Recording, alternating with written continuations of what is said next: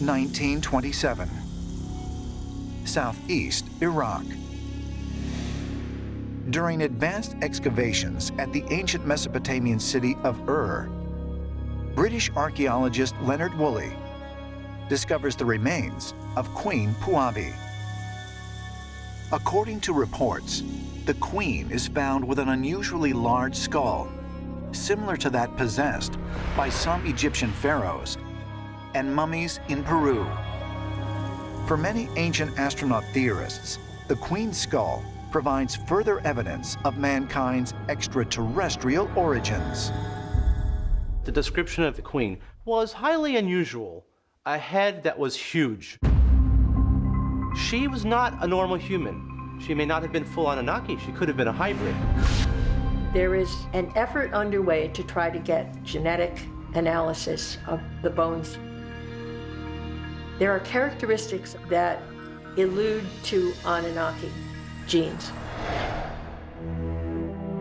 This is what the Anunnaki supposedly look like, with these cone head type skulls. So we would naturally think that she is one of the original Anunnaki, or certainly extraterrestrial human hybrid. What's of interest of Queen Puabi is that she's a first dynasty queen and/or priestess. So the fact that she's first dynasty means that she's very close to the reign of the Anunnaki. This puts her in a very unique position because she really holds a key. She might be the evidence to suggest whether or not the ancient Anunnaki were physically real, and that specifically the Anunnaki interbred. But if the unusual skulls found in Mesopotamia and elsewhere are really evidence of the Anunnaki's reign on Earth, might the legends about them descending from the sky also be true? And if so, might the same be said for other legends that describe similar beings found in ancient texts all over the world? Angels. The flying serpents of Central America. The star people of the Anasazi.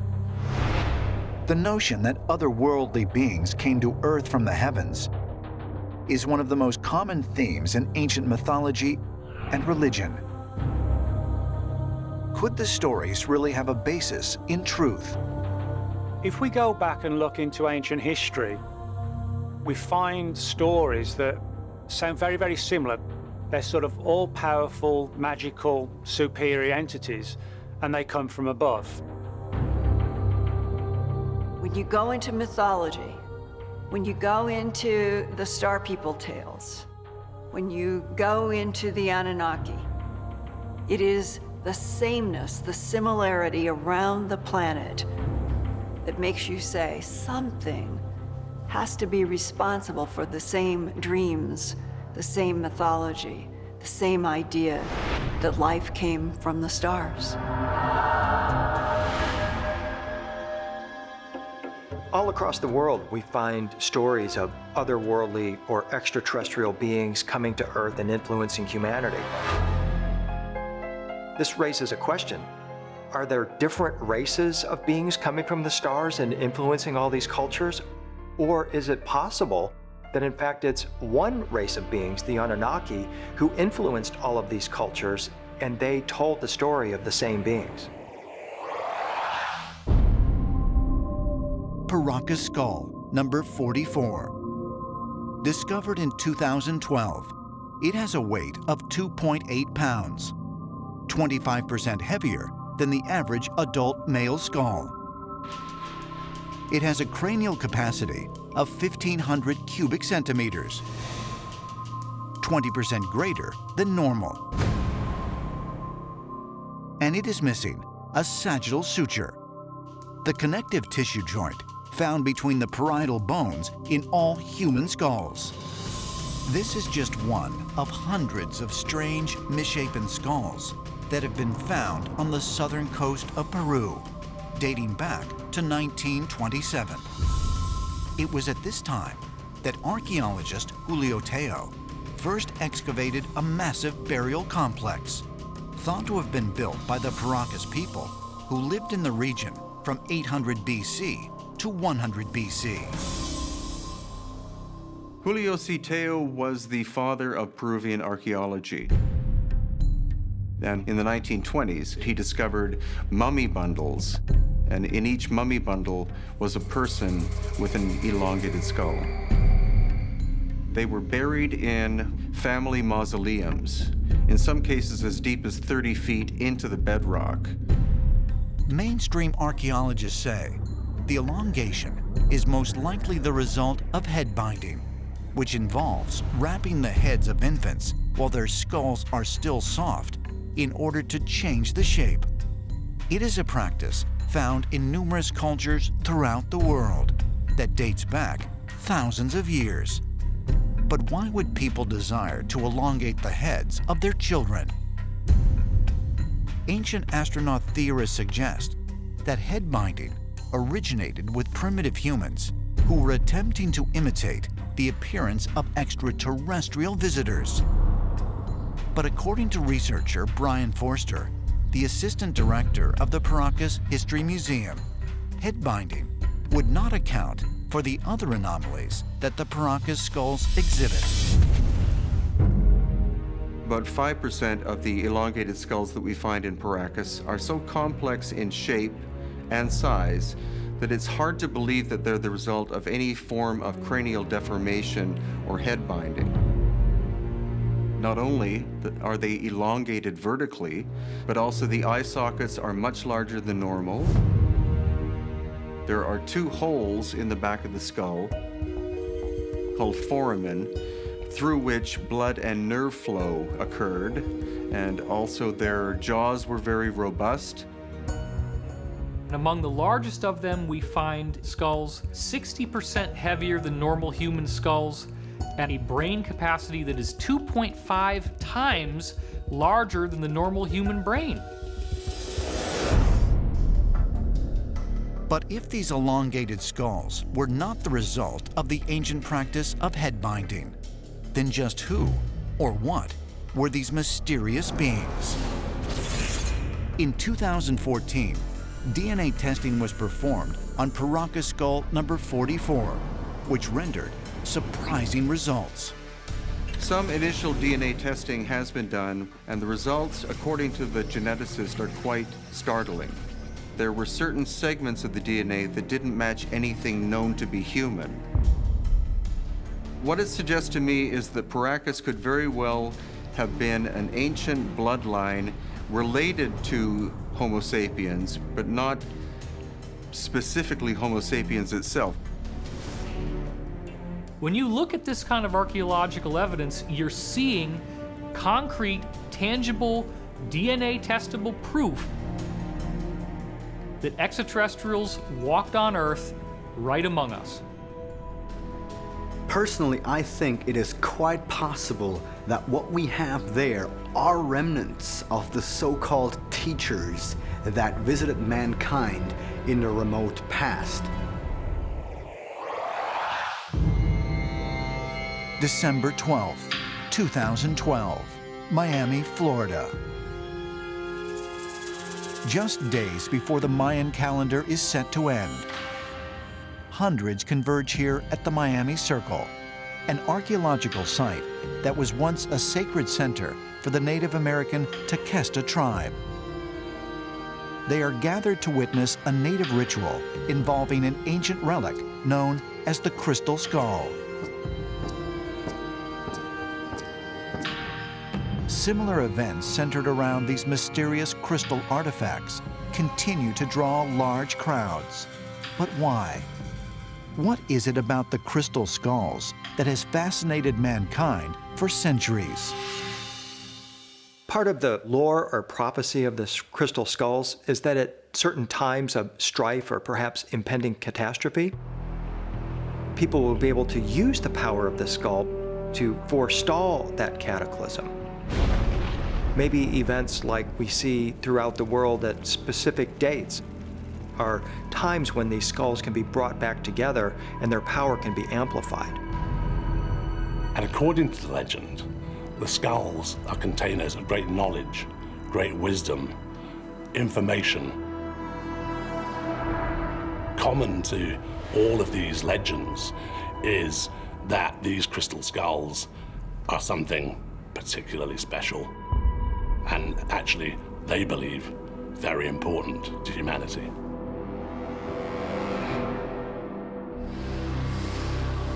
Although there have been literally hundreds of crystal skulls found throughout the world, according to legend, there are only 13 which are believed to possess an awesome mystical power. The crystal skulls have become so famous that the field has been flooded with dozens of modern skulls. And on a number of occasions, people who have possessed these skulls are trying to pretend as if their skull is ancient. And this, of course, is very difficult because at the same time, we have the skeptics, the scientists, who basically say it is all fake. And so as a result of which, we're really confronted with a mixture of crystal skulls and a very difficult situation. According to crystal skulls enthusiasts, as many as 12 of the 13 authentic skulls have been discovered and are in private collections. But where did these so-called authentic skulls come from, and how were they discovered?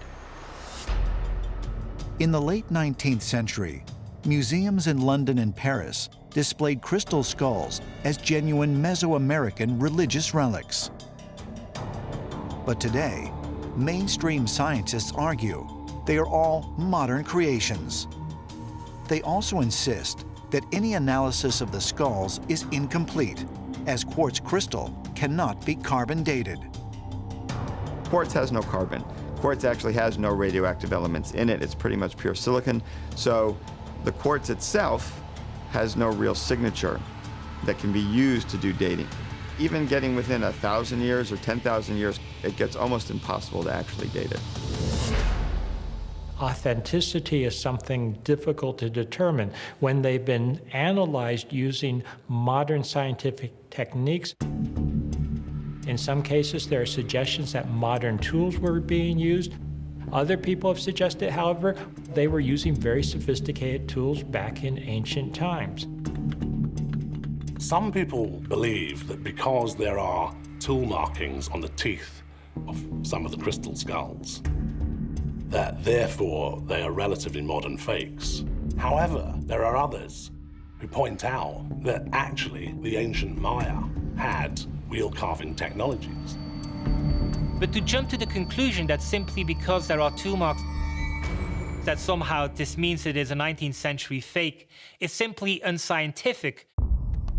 Like crystal skulls enthusiasts, many ancient astronaut theorists believe that the 12 known ancient quartz skulls do, in fact, have ancient origins, and believe they may possess a great, perhaps even otherworldly power, one that has yet to be fully revealed. There is something definitely ancient about these skulls, and they're not modern carvings. There are suggestions that these skulls may have been from a non-human source. The evidence for this is scarce, but the mythologies and the legends do suggest they were known about in prehistoric times, and they were revered. Several Native American tribes have similar stories about ancient crystal skulls that were said to have been left behind by the earliest ancestors way back in the mists of time. Some believe that these are ancient artifacts left behind by extraterrestrials, or that they were remnants left over from the lost civilizations. Tokyo, Japan, 2012. The engineering and electronics company Hitachi reveals a revolutionary data storage device, a quartz glass chip, which will preserve encoded information for millions of years. Hitachi announced some very exciting breakthroughs in etching data into actual quartz crystal type materials. And so by figuring out a way to burn little holes in the quartz using high-powered lasers, you've now created your ones and zeros. And they were actually doing it at a scale where you can just look at it with a microscope and see the ones and zeros and read it That chip, if intact, can be read 1,000,000 years from now. But that also takes into question, how do you read the chip? Because you need to have the device with which to actually access the information. And that is the problem we are experiencing with the crystal skulls if they contain knowledge. We don't know where the on button is. I would not exclude that in a crystal skull there is a message, because we can make the most modern little chips out of crystals. So I really suggest it has to do something with extraterrestrials. Maybe there is information in the crystal skull, but we have not the technology to reach this information. This is a question of the future. Modern science has researched and explored the use of quartz crystal in cutting-edge technology and communication. But some ancient astronaut theorists believe that there is evidence that the ancients also recognized the potential of this uniquely conductive mineral. Quartz is said to be able to hold power, to be able to absorb energy. It's been suggested that maybe the ancients used quartz to somehow hoard things in some way that we don't quite understand, or possibly not to record so much, but to tap into other realms, or to be able to use as communication devices. Certain types of receivers, crystal radios, television sets, other types of communication, and even power for spaceships can be done through quartz crystals. NASA even does special experiments in space where they want to grow perfect quartz crystals. So the idea of quartz crystal technology being used by extraterrestrials as kind of high-tech technology makes a lot of sense. What we know as a fact is that crystal is able to store information. So what we need to ask ourselves is whether crystal skulls were made out of crystal because our ancestors wanted to put information in them. Well, we might not have a means of extracting it. I think we really require it for ourselves to try and make an effort to see what kind of information might be present within these crystal skulls. When we hear these stories about having to bring together all those crystal skulls, where does this premise come from, this idea that they have to come together and then something important happens? Well, could it be that each crystal skull might be some type of a computer chip, and that they belong to some motherboard of some extraterrestrial computer, and that the only way it works if all those skulls come together? Iraq, site of ancient Mesopotamia and the cradle of civilization. In the remains of the ancient city of Nineveh, Sumerian tablets dating back to as early as 1800 BC tell the story of King Gilgamesh. In this epic poem, Gilgamesh has a companion named Enkidu, who is described as a hairy wild man living outside human society. What is fascinating about the Epic of Gilgamesh is the fact that it relates to us a story of Enkidu, who allegedly was a giant. It is possible that Enkidu, this wild, hairy beast, this giant, could have been of extraterrestrial origin, because that is what the ancient Sumerian texts are saying. Enkidu is described in the Epic of Gilgamesh as being a hairy, man-like monster with great strength. And when you read that story, and you have to think that Enkidu is some kind of Bigfoot, Sasquatch. This is the actual first fashioned being by the gods, where they put their genetic marker on it to make a new being that would be their slave. and they call this being the Enkidu. Is it possible, as ancient astronaut theorists suggest, that the Epic of Gilgamesh actually describes a hominid creature created by extraterrestrial beings? Sumerian texts also describe ancient sky gods who came to Earth, called the Anunnaki. The ancient astronaut theory explains how these gods were probably extraterrestrials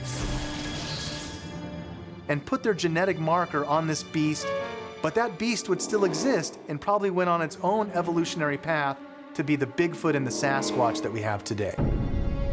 Do ancient accounts of such human-like beasts provide further evidence that this otherworldly being may have really existed throughout our history?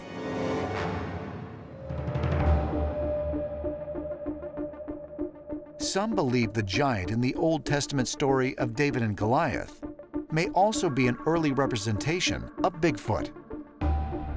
If you think about the story of David and Goliath from the Bible, Goliath is huge and he's big and he's hairy, but he doesn't live on the edge of civilization or avoid people. He's really being used as a weapon, almost, a weapon of terror against the Israelites.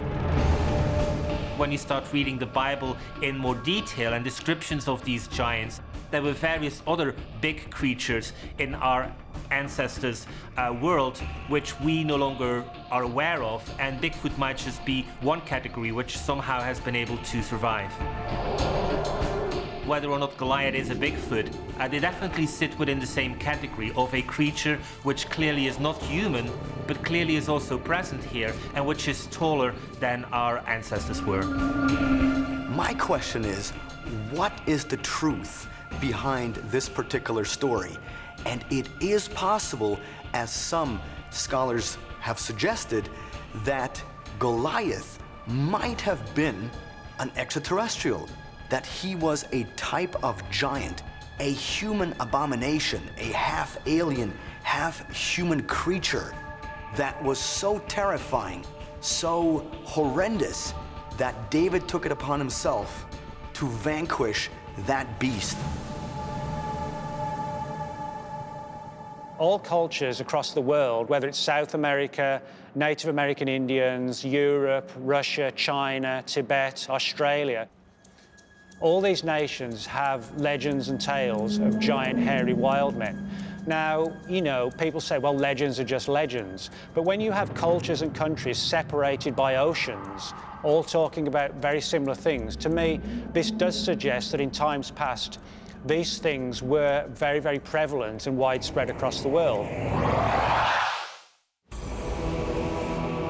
For centuries, visitors to the Mediterranean island of Sardinia have been greeted with strange and mysterious stories that a race of giants once lived there, thousands of years ago.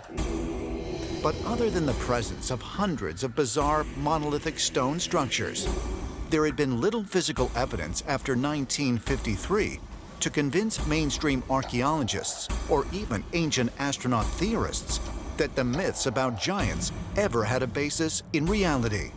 That is, until 1979, when more giant bones were reportedly discovered during one of the island's many archaeological excavations. I interviewed two individuals who worked on the excavation of the neuralgic ruins in the town of Sadara, underneath the church of Santa Anastasia. Both of these individuals dug up, at different periods of time, multiple skeletons of giants from 9 to 12 feet tall. And then the bones of the giants would go into the church and then disappear overnight. There have been hundreds of excavations in which the bones of giants have been allegedly unearthed and then secreted away. Before we left the island of Sardinia, Marty and I were supposed to finally get access to an actual giant bone. That was all set. And then we received notifications that the guy pulled out and he was not going to show us the giant bone. Why did he pull out?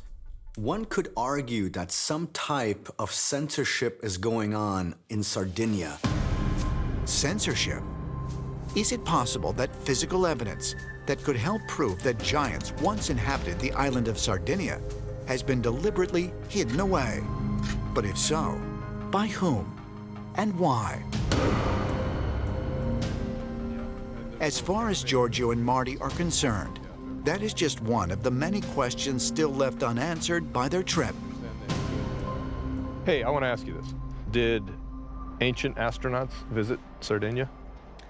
I think there is no doubt that extraterrestrials visited Sardinia in ancient times, because there are similar megalithic structures of inexplicable origin elsewhere on the planet. Right, because it's a piece of what you've seen elsewhere. Okay. It adds to the bigger picture. Yeah, okay. Our ancestors were all visited by the same teachers. You know what? I respect that immensely, because I think that's the correct scientific way to go about things. You start with a supposition and then put it to the reality test, put it to the real world, put it to the evidence. I want to become convinced by the data. Well, if I have accomplished anything with you, I hope that you continue looking at other places and be like, you know, that Giorgio guy, he has a point. You want me to be convinced? Yes, exactly. And that's a key point. You look me in the eye and you say, you know what, I am convinced that ancient astronauts visited this planet and sowed the seeds of what inspired people to build these things. I can't prove you wrong, okay? I can't. And I don't know anybody who can do that. So the book is still open. Yes, and I hope you will read the next chapter. You write it, I'll read it, okay? I'll read it.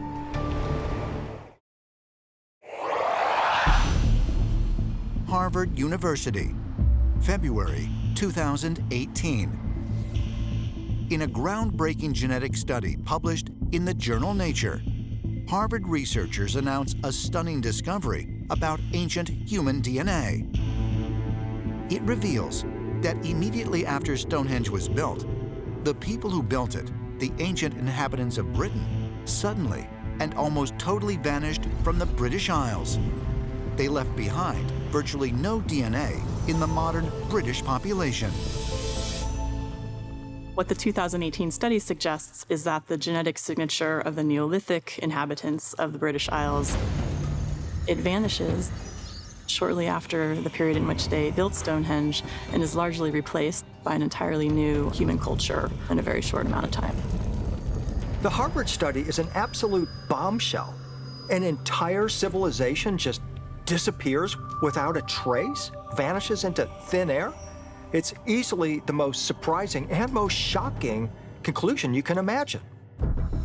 The study used a revolutionary new technique that samples DNA from ancient human bones and then compares it to the DNA of modern people in the same place.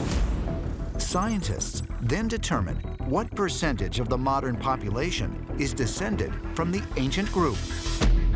So the new genetic data are really providing an example of population replacement in which the genetic markers that characterize one population is almost entirely replaced in a relatively short amount of time by the genetic signature that characterizes another population from a different part of the world. The strange disappearance of the Stonehenge builders remains a profound historical mystery. Might it point to a deliberate cleansing of the human genetic line, as ancient astronaut theorists and the flood myths found worldwide suggest? Perhaps further evidence of this can be found with the recent discovery of a confounding genetic lineage that is proven nearly impossible to trace. Emory University, Atlanta, Georgia, 1998. Researchers analyzed DNA data collected from various Native American populations in an effort to trace back their ancestral descent through the Bering Strait. The lineages are categorized into 4 haplogroups, A, B, C, or D, each line representing a different migration off the Asian continent between 20 to 30,000 years ago. But what they also find is that a small portion of the native population falls completely outside any previously known genetic group. Scientists dub it the X lineage. Among human haplogroups, one stands out, the X lineage, which is found in about 2.5% of some Native American groups, and also in a small population of Northern Europeans and the Middle East. And there's no connection between these groups. We couldn't understand why they're so different, these X haplogroups. Isn't it amazing that you have a group of people, indigenous, we think, to this planet, and you really can't trace what their ancestry was? Scientists throw up their hands and they simply say, I don't know how this can be, because these people aren't somehow related to these people. How can this be? While the source of this X lineage remains a mystery, some ancient astronaut theorists believe it might be connected to a lost race of people that were said to have existed throughout the world, including North America. It's possible that this X lineage gene is related to the giants that were reported throughout the world. Starting in the mid-1800s in America, archaeologists began excavating skeletons of giants who were 7 to 8 feet tall in many cases.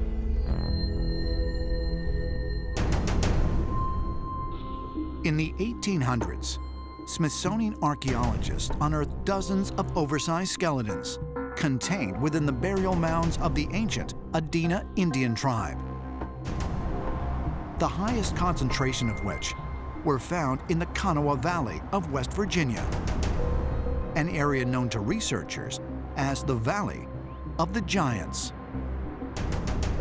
Author and researcher William Henry is meeting up with a local Adena Indian researcher, Jason Jarrell, to have a look at one of these ancient earthworks. This is the Creel Mound, and this mound was excavated by the Smithsonian Institution in November of 1883. The Smithsonian sank a circular shaft from the top of this mound down through the center to the bottom. Wow. And that's where they found an elaborate tomb. This structure contained 11 burials. 10 of these burials were arranged in a semicircular fashion around a central personage. So you have 10 people around a central figure. What was significant about this central figure? According to A.R. Signs, who assisted in the excavation of this mound, the central burial, when measured in the tomb, was 6'8"3/4. Now, the skull had been pulverized by the excavation, so a complete measurement wasn't possible. So in all likelihood, this individual was probably around 7 feet tall. That's a giant. It's a gigantic humanoid. So we're saying the Smithsonian came here in 1883 and discovered a giant. That's correct. In fact, they discovered giants in many of the mounds here in Charleston. There were originally 50 burial mounds in this valley. Wow. And I've actually got some documentation here to show you. Let's see. This is the manuscript of the agent of the Smithsonian who excavated these mounds, and this represents his day-to-day journal of his excavations, including the one that's mentioned on this page, which is measured as 7 foot 6 inches in length. Incredible. So wait a minute, this is a government worker who's out doing a job, excavating a mound, and he discovers giants. Multiple gigantic skeletons, the ones in this valley being between 7 and 8 feet tall. That is incredible. So why don't we all know about it? How come it's not in history books? Well, the policy of denial of the discovery of gigantic human skeletons actually wasn't enacted until about 1920. Before that time period, the Smithsonian acknowledged these giants in their own reports. Absolutely amazing. For years, I've been hearing stories, Native American legends about giants. It appears that we've unearthed evidence, proof of their existence here in West Virginia. But for whatever reason, that proof was suppressed. It probably has to do with the fact that it doesn't fit with our model of human evolution. We have to ask, is there an extraterrestrial connection? We have to ask ourselves who these 7, 8 foot giants were. Were they somehow the vestiges of these giants of the Bible? It's a mystery that archaeologists have yet to solve. And part of the answer may be extraterrestrial DNA that's part of these giants.